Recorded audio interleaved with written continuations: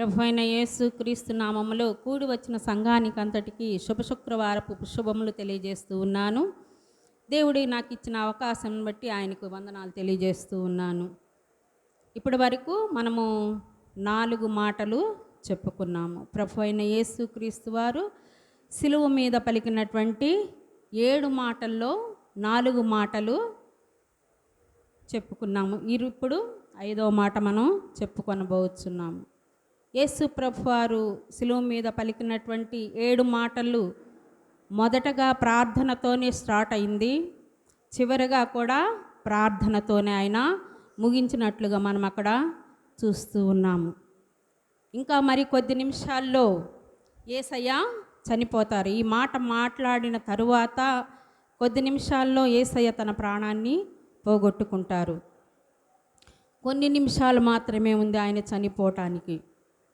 అలాంటి సమయంలో యెరూషలేము దేవాలయంలో మరి పస్కా పండుగకు పస్కా బలి పశువు వధించబడాలి.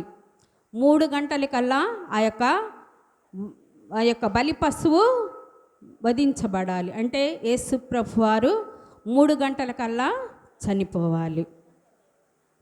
మరి అలాంటి సమయంలో కూడా యేసయ్య ఎంతో వేదన అనుభవించాడు కదండి. ఆయన గురువారము రాత్రి గెత్సెమనే వనములో ఆ యొక్క రోమా సైనికులు ఆయన పట్టుకొని హేరోదు దగ్గరకు కైప దగ్గరకు పిలాతు దగ్గరకు ఈ రాత్రంతా కూడా ఆయనను తిప్పుతూనే ఉన్నారు.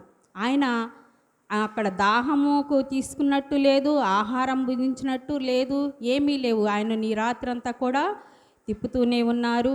ఉదయము మళ్ళా సిలువ ఎత్తారు. సిలువనెత్తి ఆ యొక్క యెరూషలేము వీధంతా కూడా ఆయన తిప్పుకుంటూ తీసుకొని గొల్గొతా అనే ప్రాంతానికి చేర్చున్నారు. ఈలోపు మరి ఆయనకు 40 కొరడా దెబ్బలు కొట్టబడి ఉన్నాయి. ఆ యొక్క కొరడా దెబ్బలు ఏ విధంగా ఉంటాయో, రోమా వాళ్ళు ఎలాంటి వాళ్ళంటే, ఒక మనిషి చావు బతుకుల్లో శ్రమ పడుతూ ఉంటే చూస్తాం, వాళ్ళకి ఆనందం అంట. అదొకలాంటి పైశాచిక ఆనందం. అలాంటి పైశాచిక ఆనందం కలిగినటువంటి వారు రోమీలు. మరి యేసు ప్రభు వారిని 40 దెబ్బలు కొట్టినప్పుడు ఆ యొక్క యేసయ్యను కొట్టినటువంటి ఆ యొక్క అది కొరడా అంటారు కదా, కొరడాకి 5 కొక్కాలు, 5 ఒక్కొక్క కొక్కెము పట్టుకొని ఆ మాంసంతో కూడా ముద్దతో సహా బయటికి వచ్చేస్తుంది.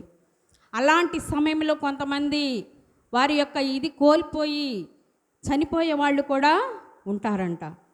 కొంతమంది అరిసి అరిసి అరిసి చనిపోయే వాళ్ళు ఉంటారు. కానీ యేసయ్య దేవుని కుమారుడు కదండి. ఆయన దేవుని కుమారుడు కాబట్టి ఆయనకు అన్నీ కూడా గుర్తున్నాయి. ఆయన చలనంలోనే ఉన్నాడు. ఏమి ఇక్కడ మనం వాక్యంలో మనం గమనించినట్లయితే, మరి యోహాను సువార్త మరి 18వ అధ్యాయము 28వ వచనం నుంచి మనం చూసినట్లయితే, అటు తర్వాత సమస్తమును అప్పటికి సమాప్తమైనదని యేసు ఎరిగి లేఖనము నెరవేరునట్లు నేను దప్పికొనుచున్నానెను. లేఖనాలు నెరవేరాలి. ఎందుకు యేసు ప్రభువారు ఈ లోకానికి వచ్చాడు? ఆయన లేఖనాలు నెరవేర్చటానికే, తన యొక్క తండ్రి చిత్తాన్ని నెరవేర్చటానికే యేసు ప్రభువారు ఈ లోకానికి వచ్చినట్లుగా మనము చూస్తూ ఉన్నాము. తన తండ్రి ఇచ్చినటువంటి బాధ్యతనంతటిని కూడా ఆయన ఇక్కడ నెరవేర్చి తండ్రి దగ్గరకు ఆయన వెళ్ళాలి. మరి ఈ యొక్క వాక్కును మనం ఈ యొక్క సిలువ మీద యేసు ప్రభువారు పలికినటువంటి 5వ మాటను మనం చూసినట్లయితే ఆయన ఎంతో శ్రమతో వేసినటువంటి వాక్కుగా మనం చూస్తూ ఉన్నాము. అందుకే ఈ యొక్క వాక్కును మనము శ్రమ వాక్కుగా మనము పరిగణించవచ్చు. యేసయ్య పలికినటువంటి 7 మాటల్లో 3 మాటలు మన కోసం మాట్లాడాడు, 4 మాటలు ఆయన కోసం మాట్లాడుకున్నట్లుగా మనము చూస్తూ ఉన్నాము. మరి యేసు ప్రభువారు అంత ఘోరమైన శిక్షను అనుభవిస్తూ ఆ సిలువ మీద చివరకు ఆ సిలువ మీద ఎలా ఉన్నాడంటే, 2 చేతులు కూడా పైకెత్తబడి ఆయన చేతులు గట్టిగా చాచి ఆయనకు శీలలతో బిగించేశారు. శీలలతో బిగించేసినప్పుడు ఊపిరితిత్తుల్లో మనకి గాలి ఆడదండి. ఎలాంటి స్థితిలో ఉన్నాడు యేసయ్య? రక్తం అంతా కారిపోయింది. అప్పుడు ఏ స్థితిలోకి వెళ్ళిపోతారు? దాహం వేస్తుంది మనిషికి.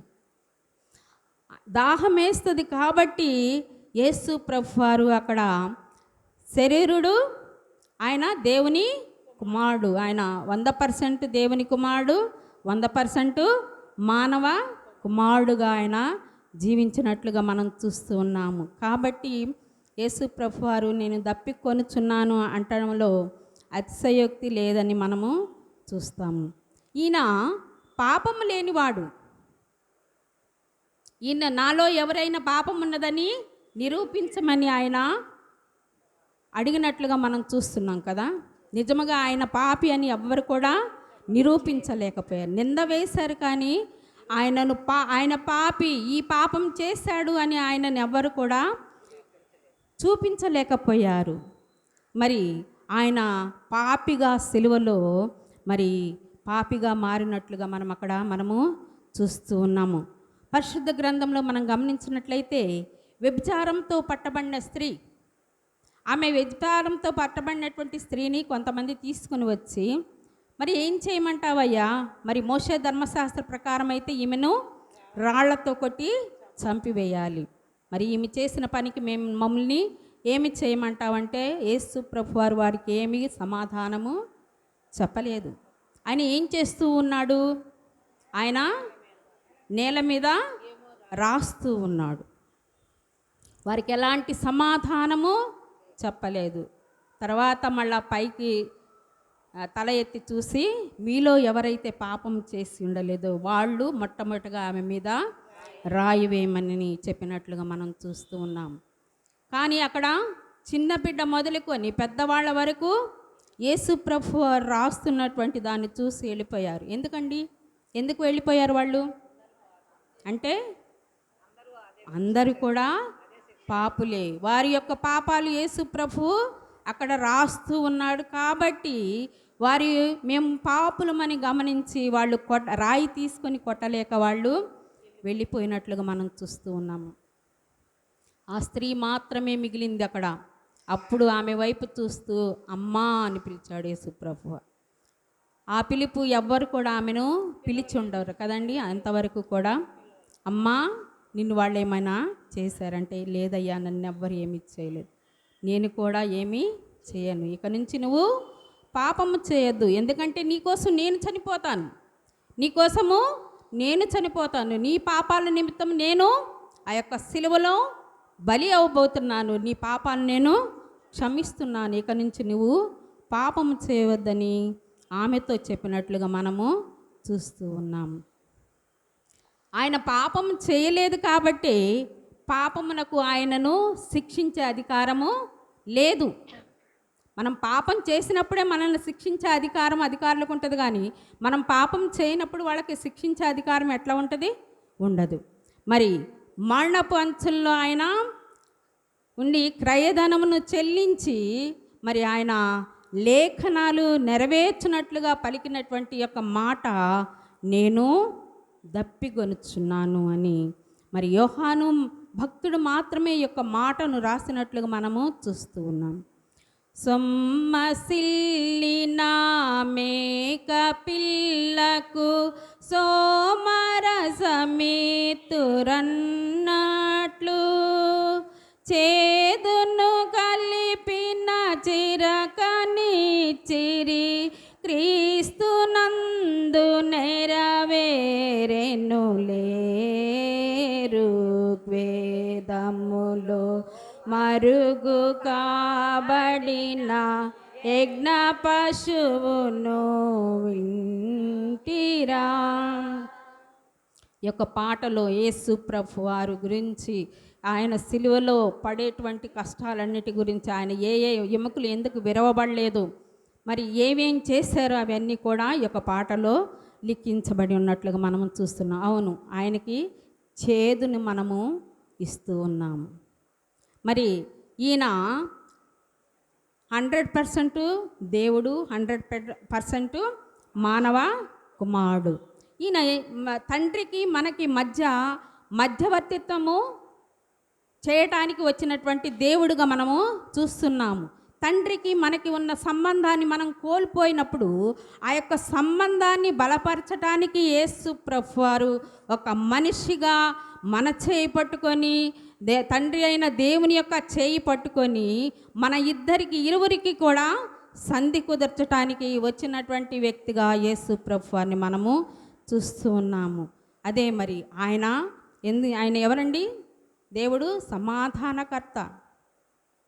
సమాధానకర్తయగు అధిపతి అని ఆయనకు పేరు పెట్టబడిన మనకు తండ్రికి సమాధానాన్ని చేకూర్చటానికి ఆయన ఈ యొక్క లోకానికి వచ్చి ఆ యొక్క సిలువలో మరణించినట్లుగా మనము చూస్తూ ఉన్నాము. మరి ఆకాశానికి భూమికి సృష్టికర్త అయినటువంటి దేవుడు దప్పిక కొనటం ఏంటి? ఆయన దప్పిక కొనుట ఏంటి? మనము మరి పరిశుద్ధ గ్రంథంలో గమనించినట్లయితే ఏలియా 3.5 సంవత్సరాలు వర్షం లేనప్పుడు ఆయన ప్రార్థించినప్పుడు రథము అడ్డగించేంత వర్షాన్ని కురిపించాడు దేవుడు. మరి అంతేకాకుండా ఇశ్రాయేలీలు మరి దప్పిక అయినప్పుడు బండ నుంచి వారికి నీటిని పుట్టించినటువంటి దేవుడు. మరి శారాదాసి అయిన హాగరు బెర్షెబాల అరణ్యంలో మరి తన కుమారుడు దాహమని ఇదైపోతూ చనిపోయే స్థితిలోకి వెళ్ళినప్పుడు ఆమెకు మరి ఆ యొక్క నీటి ఊటను చూపించినటువంటి దేవుడు.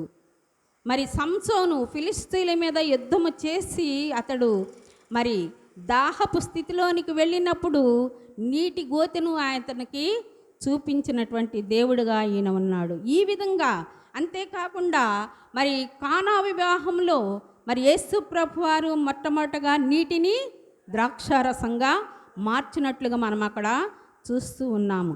మరి రెండవదిగా మనం చూస్తే యోహాను సువార్తలో 4వ అధ్యాయంలో సమరయ స్త్రీ దగ్గరికి యేసు ప్రభువారు వచ్చి మరి ఆమెను దాహమునకిమ్మని అడుగుతూ ఉన్నప్పుడు ఆమె, నువ్వు యూదుడవు కదా, నన్నెందుకు దాహానికి అడుగుతున్నావు? నేనెవరినో తెలిస్తే నువ్వు ఆ మాట అనవు. నేను ఇచ్చేటువంటి నీరు కనుక నువ్వు తాగితే ఇంకెప్పుడు కూడా నీవు దప్పిక కొనవు అన్నప్పుడు, అయ్యా ఆ నీళ్లు నాకు ఇయ్యయ్యా, నేను ఇంత దూరం చేదుకొనటానికి రాకుండా నువ్వు నాకు ఇవ్వయ్యా అంటే మరి ఆయన ఆ నీరు ఏంటి, ఆమె యొక్క ఆ పాప కుండను అక్కడ విడిచిపెట్టి ఊరిలోని వారందరినీ కూడా యేసు ప్రభు వారి దగ్గరికి తీసుకొని వచ్చినట్టుగా మనం చూస్తూ ఉన్నాం. అక్కడ ఆమె యొక్క దాహం ఏంటి? ఏమి దాహము? ఆమె ఆత్మీయంగా చనిపోయింది. ఆమె ఈలోక సంబంధమైన జీవితాన్ని జీవిస్తూ ఉంది. ఈలోకపు దాహాన్ని ఆమె కలిగి ఉన్నది. ఈలోకపు దాహము మనము సంతృప్తిని ఎప్పుడు కూడా సంతృప్తినివ్వదు కదండి. ఈలోకపు సంబంధమైన నీటిని మనం త్రాగినప్పుడు మనకు సంతృప్తి అనేది ఎప్పుడు కూడా కలగదు. కానీ జీవజల నిధి అయినటువంటి దేవుని దగ్గర ఆ యొక్క నీటిని మనం తాగినప్పుడు మనలో ఉన్నటువంటి ఆత్మీయ దాహము తీరుతుంది. మరి అక్కడ మరి సమరయ స్త్రీకి నీరు ఇచ్చినటువంటి దేవుడు యేసయ్య ఇప్పుడు నేను దాహము కొంటున్నాను, నాకు దప్పిక ఇమ్మని అడుగుతూ ఉన్నాడు. ఎందుకు యేసు ప్రభువారు ఈ మాట మాట్లాడాల్సి వచ్చింది? ఎందుకంటే లేఖనాలు నెరవేరునట్లుగా మరి యేసు ప్రభువారు పుట్టకముందే 1000 సంవత్సరాల క్రితమే దావీదు మహారాజు మరి కీర్తనల గ్రంథము 22వ అధ్యాయము 15 వచనంలో మరి ఏం తెలియచేశాడో మనం చూద్దాము. నా బలము ఎండిపోయిన చిల్లపెంకు వలె ఆయను, నా నాలుక దవడలను అంటుకొని ఉన్నది. ఈ యొక్క లేఖనము మరి యేసు ప్రభు వారి గురించి మరి 1000 సంవత్సరాల క్రితమే దావీదు మహారాజు రచించినట్లుగా మనం అక్కడ చూస్తూ ఉన్నాము. అంతేకాకుండా కీర్తనల గ్రంథము 69వ అధ్యాయము 21వ వచనంలో మనం చూసినట్లయితే, వారు చేదును నాకు ఆహారముగా పెట్టిరి, నాకు దప్పిక అయినప్పుడు చిరకను త్రాగనిచ్చిరి. ఈ 2 సామ్స్ కూడా మెస్సయ్య సామ్స్ అని అంటారు. మరి ఇందులో కూడా కొన్ని అనేకమైనటువంటి ప్రవచనాలు నెరవేరినట్లుగా మనం చూస్తూ ఉన్నాము. యేసు ప్రభువారు యేసయ్యను యోధ అప్పగించటం, శిష్యులు ఆయన్ని విడిచిపెట్టి వెళ్ళటం, ఆయన గురించి అబద్ధ సాక్ష్యం చెప్పటం, యేసయ్యను అపహసించటం, మరి యేసయ్య మరి శ్రమ సేవకుడిగా ఏ విధంగా ఆ శిక్షను అనుభవించాడో ఈ 2 కీర్తనలో మనకు పొందుపరిచి ఉన్నట్లుగా మనము చూస్తూ ఉన్నాము. మరి యేసయ్య ఎందుకు దప్పిక కొన్నాడు? యేసయ్య ఎందుకు దప్పిక కొన్నారు? ఆయన యొక్క దప్పికను ఎవరు తీరుస్తారు? ఆయన మన దప్పికను తీర్చాడు కదా. మరి ఆయన దప్పికను ఎవరు తీర్చాలి? మనమే తీర్చాలి. యేసుక్రీస్తు సులువు మీద వేలాడబడ్డాడు. ఆయన 100% దేవుడు, 100% మానవుడు. కాబట్టి ఒక మానవుడిగా ఆయన దప్పిక కొనినట్లుగా మనం అక్కడ చూస్తూ ఉన్నాము. దేవుని దగ్గరకు, తండ్రి దగ్గరకు మనల్ని తీసుకొచ్చే స్థితిని బట్టి ఆ దేవుడు దప్పిక కొన్నట్లుగా మనం అక్కడ చూస్తూ ఉన్నాము. దైవ కుమారుడుగా ఎన్నో అద్భుత కార్యములు, ఆశ్చర్య కార్యములు చేసినటువంటి దేవుడు ఇప్పుడు దప్పిక కొనుచూ ఉన్నాడు. మానవుడుగా మరి ఆయన చూసినట్లయితే మానవుడుగా ఆకలి కొన్నాడు, దప్పిక కొన్నాడు, అలసిపోయాడు, కోపపడ్డాడు, ఆహారాన్ని భుజించినట్లుగా మనం అక్కడ చూస్తూ ఉన్నాం. ఒక దైవ కుమారుడుగా ఎన్నో అద్భుత కార్యములు ఆయన చేసినట్లుగా మనము చూస్తూ ఉన్నాము. మరి దైవ కుమారుడుగా తుఫాన్ని గద్దించాడు, బండ నుండి నీళ్లను రప్పించాడు, చనిపోయిన వారిని కూడా లేపినట్లుగా మనం అక్కడ చూస్తూ ఉన్నాము. మరి యేసు ప్రభువారు తను యొక్క అనుభవిస్తున్నటువంటి ఆ శ్రమల ఇదికి ఆయన మరి ఒక మానవుడుగా దప్పిక కొనినట్లుగా మనం అక్కడ చూస్తూ ఉన్నాము. సిలువ మీద వేలాడుతున్నటువంటి ఆ యేసు ప్రభువారు తనలో ఉన్నటువంటి రక్తాన్నంతటిని కూడా కోల్పోయి ఉన్నాడు. కాబట్టి ఆయనకు మరి ఒక మానవుడిగా దప్పిక కొన్నట్లుగా మనము చూస్తూ ఉన్నాము. కానీ ఇంత బాధలో కూడా, ఇంత వేదనలో కూడా యేసు ప్రభువారి మనసంతా కూడా లేఖనముల మీదే ఉన్నది. లేఖనాలు నెరవేర్చాలి, నా యొక్క తండ్రి చిత్తాన్ని నేను నెరవేర్చాలి అని ఆయన అదే మనసులో ఉన్నట్లుగా మనము చూస్తూ ఉన్నాము. మరి ఆయన దాహం అడితే ఏమి ఇచ్చారండి? వాళ్ళు చేదు చిరకను ఇచ్చినట్లుగా మనం చూస్తూ ఉన్నాము. ఎందుకుంది అది అక్కడ? ఆ రోమా సైనికులు దాన్ని సేవిస్తూ ఉన్నారు కాబట్టి అది అక్కడ ఉంది. మరి ఎప్పుడైతే యేసు ప్రభువారు దాహమును కిమ్మని అడిగారో ఒక స్పంజిని తీసుకొని వచ్చి దానిలో ముంచి ఆయనకు అందించినట్లుగా మనం చూస్తూ ఉన్నాము.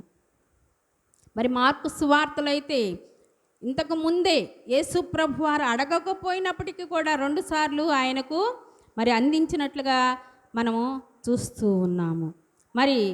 మరి యేసు ప్రభువారు మనల్ని తండ్రి దగ్గరకు నడిపించే విషయంలో ఆయన దప్పిక కొన్నట్లుగా మనము చూస్తూ ఉన్నాము.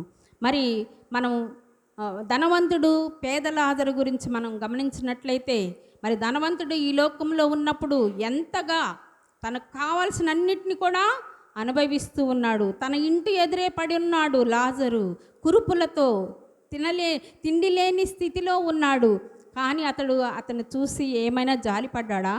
అసలు జాలిపడలేదు. తన ఇదేంటో, తన తిండేంటో, తను శ్రేష్టమైన పదార్థాలు తినటం, తన యొక్క సంతోషం తను అనుభవించడం, ఇదే స్థితిలో చనిపోయిన తర్వాత ఎక్కడున్నాడు ధనవంతుడు? నరకంలో ఉన్నాడు. లాజరు ఎక్కడున్నాడు? అబ్రహాము రొమ్మున ఆనుకొని ఉన్నాడు. ఆనుకొని ఉన్నప్పుడు ధనవంతుడు చూశాడు, అబ్రహాము రొమ్మున లాజరు ఆనుకొని ఉన్నట్టు. అబ్రహాముని పిలుస్తున్నాను, నా తండ్రివైన అబ్రహామా, లాజరును పంపించు. లాజరు చిటికెన వేలు నీటిలో ముంచి నాకు ఒక బొట్టు నీటిని వేయమని అడుగుతూ ఉన్నాడు. మరి ఈ లోకంలో ఉన్నప్పుడు ఇద్దరు కూడా దేవుని ఆరాధించే వ్యక్తులే కదండి, ఇద్దరు దేవుని బిడ్డలే. కానీ లాజరు ఈ లోకంలో ఎంతో శ్రమను అనుభవించాడు. కాబట్టి ఇప్పుడు ఎక్కడున్నాడు లాజరు? అబ్రహాము రొమ్మున ఆనుకొని ఉన్నాడు.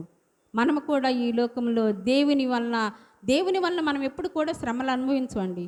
మనం చేసుకున్న పనులను బట్టి మనం ఒక్కొక్కసారి శ్రమను అనుభవిస్తాము. దేవుడు పరిశోధిస్తాడు, కానీ ఆయన పరీక్షిస్తాడు, కానీ ఆయన ఎప్పుడు కూడా మనల్ని శ్రమ పెట్టే దేవుడు కాదు. ఈ బిడ్డ నిలుస్తుందా, నేను ఈ శ్రమ పెడితే ఈ బిడ్డ నిలుస్తుందా అని ఆయన మనకు ఒక్కొక్కసారి పరీక్ష పెడుతూ ఉంటారు. ప్రతి సంవత్సరం కూడా పిల్లలకి ఏం చేస్తారు, పరీక్ష పెడతారు. ఎందుకు? వారు ఆ సంవత్సరం అంతా చదివింది వారికి ఎంత పర్సెంట్ వాళ్ళు గుర్తుపెట్టుకున్నారు అనేది తెలుసుకోవటానికి, వారి జ్ఞానం ఎంత ఉంది, వారి పరిజ్ఞానం ఎంత ఉంది, ఏ విధంగా చదువుతున్నారు, వారు ఏ స్థాయిలో ఉన్నారు అనేది తెలుసుకోవటానికి పరీక్ష పెడతారు. అలాగే మనము కూడా ఆయనలో ఎంతవరకు నిలవబడి ఉన్నాము అని తెలుసుకోవటానికి యేసు ప్రభువారు మనల్ని ఎప్పుడు కూడా పరిశోధిస్తూ ఉంటాడు. ఆయన బిడ్డల్ని ఎప్పుడు కూడా పరిశోధిస్తూనే ఉంటారు. ఎక్కువ మంది చాలామంది అనుకుంటారు ప్రార్థనలో ఉండేవాళ్ళు, నేను ఎప్పుడు ప్రార్థనలో ఉంటాను, నాకు శ్రమలు కూడా ఎక్కువే. అవును, యోబు ఎంతగా వాళ్ళ బిడ్డలు పాపం చేశారేమో అనుకొని, చేశారో లేదో తెలియదు, తెలుసుకోవాలా, వాళ్ళని అడిగి తెలుసుకోవాలా, చేశారేమో అని ఆయన అర్పణలు అర్పిస్తున్నట్లుగా, ఉదయాన్నే లేచి బలులు అర్పిస్తున్నట్లుగా మనం అక్కడ చూస్తూ ఉన్నాము. అంత దేవుని యందు భయభక్తులు కలిగినటువంటి వ్యక్తిగా మనం యోబును చూస్తూ ఉన్నాము. అన్ని శ్రమలు సంభవించినప్పటికీ యోబుకు వచ్చినటువంటి కష్టాలు పరిశుద్ధ గ్రంథంలో ఎవరికి కూడా రాలేదు. అవి అన్నిటినీ కూడా అనుభవించే శక్తిని ఎవరిచ్చారు యోబుకి? దేవుడు మాత్రమే ఇచ్చాడు. ఎందుకంటే ఆయన దేవునిలో నిలిచి ఉన్నాడు కాబట్టి ఆయనకు ఆ శక్తిని దేవుడు అనుగ్రహించినట్లుగా మనం అక్కడ చూస్తూ ఉన్నాము. మరి మనము కూడా మరి ఈ లోకం కోసం, ఈ లోక సంబంధమైన సంతోషం కోసము మనము ప్రాకులాడకూడదు. ఎప్పుడు కూడా మనకొక ఎయిమ్ ఉంది. క్రైస్తవునికి ఏంటండి, మనము ఎక్కడుండాలి? పరలోకంలో ఉండాలి. ఇది కాదు శాశ్వతమైన లోకము. శాశ్వతమైన లోకం ఉంది. ఆయన లోకములు అక్కడ మరి ఏముండదండి, ఏడ్పు ఉండదు, ఏమి ఉండదు, ఆకలి కానీ దప్పిక కానీ ఏమి ఉండదు. మనం ఎల్లప్పుడూ దేవుని స్తుతిస్తూ ఆ యొక్క బంగారు వీధుల్లో తిరుగుతూ ఉండవచ్చు. ఏ స్థితి నీకు కావాలి? 24 గంటలు ఆ యొక్క నరకంలో అగ్ని ఆరదు, పురుగు చావదు. అగ్ని ఆరదు, పురుగు చావదు. మన ప్రాణం పోదు, కాలుతూనే ఉంటాం. అందుకే అక్కడ ధనవంతుడు యాతన పడుచు ఉన్నాడు. ఆ యాతన మనం పడకూడదని ఆయన దప్పిక కొంటున్నాడు. నా బిడ్డలు ఆ యాతన పడకూడదు, నరకంలోకి రాకూడదు నా బిడ్డలని ఆయన సిలువ మీద దప్పికొంటున్నట్లుగా మనం అక్కడ చూస్తూ ఉన్నాము. యేసు ప్రభువారంట మరి నరకపు చివరి అంచుల వరకు మన చేతిని పట్టుకొనే ఉంటాడు. వద్దు నాన్న వెళ్ళొద్దు అంటే మనం ఆయన చేతిని విడుచుకున్నప్పుడు ఆయన అప్పుడు వదిలేస్తాడంట. చివరి అంచుల వరకు ఆయన మన చేతులు పట్టుకొనే ఉంటాడంట. బిడ్డాన్ని వెళ్ళొద్దమ్మా, బిడ్డాన్ని వెళ్ళొద్దు అని ఆయన మనల్ని వారిస్తూనే ఉంటారంట. కానీ మనం ఆయన మాట వినకుండా ఆయన చేతిని మనం విడిచిపెడితే మనం ఎక్కడ ఉంటామండి? నరకంలో ఉంటాము, నిత్యాగ్నిలో ఉంటాము. మరి ఇప్పుడు మనం చూసినట్లయితే ఈ ఎండలకే మనం తాళలేకపోతున్నాము. 24 గంటలు ఆ యొక్క అగ్నిలో మండుచున్నటువంటి ఆ యొక్క అగ్నిలో మనం ఏ విధంగా కాలుతామో ఒక్కసారి మనల్ని మనం పరిశీలన చేసుకుంటే ఎప్పుడు కూడా ఈ లోక సంబంధమైన బ్రతకాలని మనకి ఆశ ఉండదు.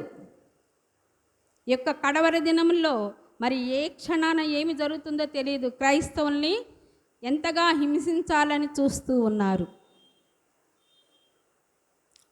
మరి సేవకుడైనటువంటి పగడాల ప్రవీణ్ గారిని నిజముగా ఆయన యొక్క సందేశాలు వింటుంటే చాలా తెలియని కూడా కొన్ని తెలుసుకున్నాము అనేటువంటి ఇదిలో ఆయన చక్కగా విడమర్చి చెప్తూ ఉన్నాడు. అంటే ఉన్నది ఉన్నట్లుగా మాట్లాడితే న్యాయముగా ఉంటే ఈ లోకంలో బ్రతకనివ్వరు కదండి. మరి ఆయన అందుకనే చంపివేశారు. కానీ మనము ఎవరి కొరకు చనిపోవాలి? దేవుని కొరకు మనము చనిపోవాలి. అంతేకాని ఈ లోక సంబంధమైన బంధుత్వాల కోసం కాదు, ఈ లోక సంబంధమైన ఆశల కోసం కాదు మనము చనిపోవాల్సింది. మరి మనము ఆయన దప్పిక తీర్చే వారముగా ఉన్నామా? మన దప్పికలు ఏంటి? ఈ లోకంలో ఉన్న మన దప్పికలు ఏ దప్పికలు కలిగి ఉన్నాము? ఆస్తులు మనకు కదండి. మనకు కావాల్సింది మెయిన్ ఏంటంటే ఆస్తులు కావాలి, అంతస్తులు కావాలి, ఉద్యోగాలు కావాలి, మంచి మంచి ఉద్యోగాలు కావాలి, మందు మత్తులై జీవించాలి. మందులో ఎంతమంది త్రాగుబోతులు ఉన్నారు? ఎవరైనా ఒక్కళ్ళన్నా మారుతున్నారా?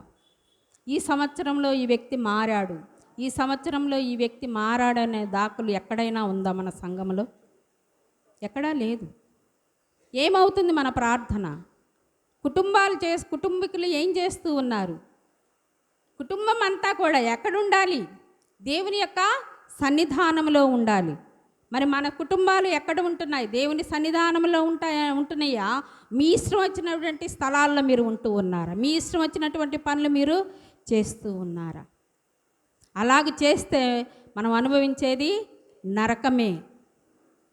నరకానికి మనం సిద్ధమైతేనే ఆ పనులు మనము చెయ్యాలి. ఇంకా ఎంతకాలం? దేవుడు మళ్ళీ మనకొక సమయాన్ని ఇచ్చాడు, మన జీవితాన్ని పరిశీలన చేసుకోవటానికి సమయాన్ని ఇచ్చాడు. ఆ సమయాన్ని మనము సద్వినియోగం చేసుకోవాలి. మనము రక్షణలోకి రావాలి, మారు మనసు పొందాలి. ఏ ఒక్క బిడ్డ కూడా నశించిపోవటం ఆయనకు ఇష్టం లేదు. అందుకే ఆయన ఆలస్యం చేస్తూ ఉన్నాడు. ఎప్పటి నుంచో చెప్తూ ఉన్నాడు, నేను చిన్నప్పటి నుంచి వింటూనే ఉన్నాము, కానీ యేసయ్య ఇంతవరకు రాలేదు. ఆయన ఎప్పుడు వస్తాడో ఆయనకే తెలియదు. తండ్రి ఎప్పుడు వెళ్ళమంటాడు ఆయన వచ్చేస్తాడు. దొంగ వస్తుంది మనకు తెలుస్తుందండి. దొంగోడు వచ్చింది, దొంగోడు వచ్చేది చెప్తాడా? నేను పలానా రోజు పలానా టయానికి మీ ఇంటికి వస్తానమ్మా దొంగతనం చేయటానికని. నేను దొంగవలే వస్తానంటున్నాడు యేసు ప్రభువారు. గర్జించు సింహం వలే వస్తాడు ఆయన.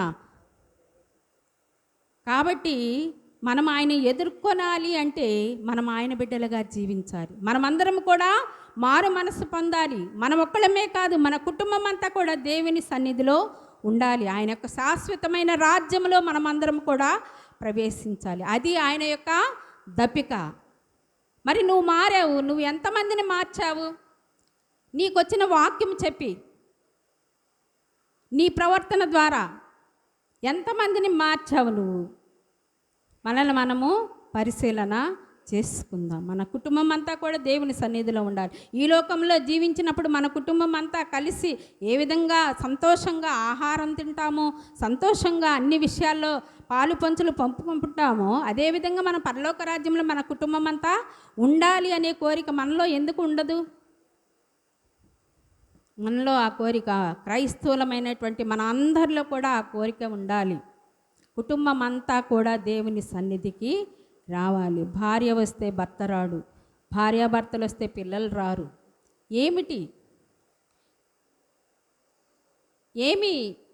ఏమైపోతుంది మన భక్తి? క్రైస్తవ్యం అంటే ఏంటి? అదొక మతము కాదు, అదొక మార్గము. దేవుని యొక్క జీవపు మార్గంలోనికి మనం వెళ్ళటానికి అదొక మార్గము.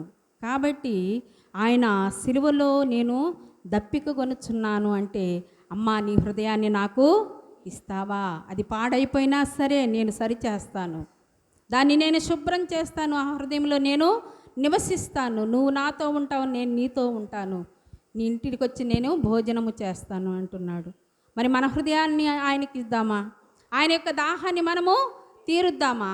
అనేకమైనటువంటి ఆత్మల్ని యేసు దగ్గరకు నడిపించే వారంగా మనం ఉందామా? అప్పుడు మాత్రమే ఆయన యొక్క దాహాన్ని మనము తీర్చగలము. మరి ఆయన యొక్క దాహాన్ని తీర్చడానికి ఆ దేవదేవుడు మనకందరికీ తన కృపను దయచేయనుగాక. దేవుడి వాక్యము దీవించునుగాక. ఆమేన్.